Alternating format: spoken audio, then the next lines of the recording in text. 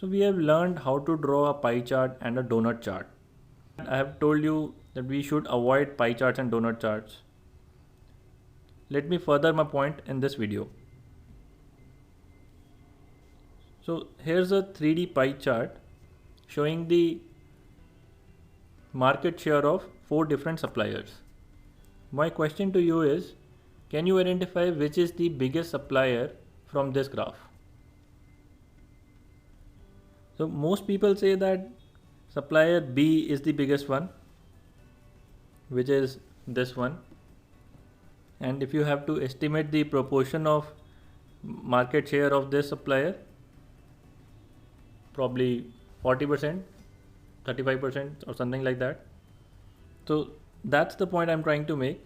First, it is very difficult to find out which is the biggest supplier, and secondly, it is very difficult to find out what is the actual contribution of each supplier by just looking at the size of each slice of the pie. Let me show you the better way of drawing this graph. Do you notice the difference? The same information which we depicted using that pie chart is depicted here, and it is very clear and efficient. You can see that supplier A is actually the biggest supplier instead of supplier B. When you look at this 3D version of a pie chart, one of the issues in a 3D version is to make it look 3D, this part is made smaller to make it look farther. In fact, this slice of the pie is larger than this slice of the pie. Also, maybe by using data labels you could identify which is bigger, but this bar chart is making it very easy for our eyes to compare the endpoints.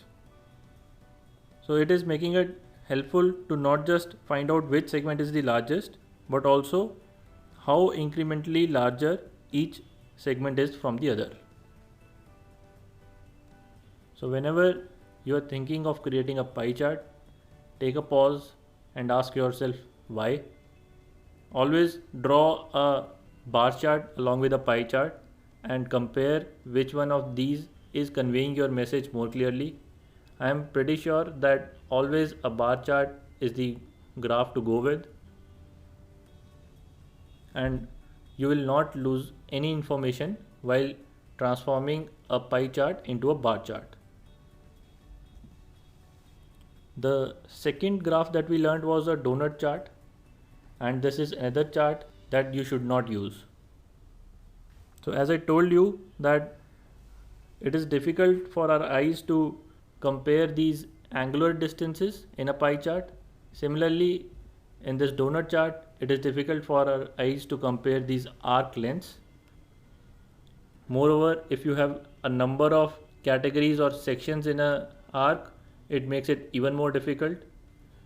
If you add another category to this, that will increase the challenge to another level. So just as pie charts, try to avoid donut charts. If you have multiple categories, go with a bar chart with multiple series. So although we have told you how to draw a pie chart and a donut chart, when you have the option of drawing one, try to avoid it and draw a bar chart. If you are given a pie chart and a donut chart and you have to take a decision based on it, take extra caution and look at the data so that you are clear which category is contributing how much.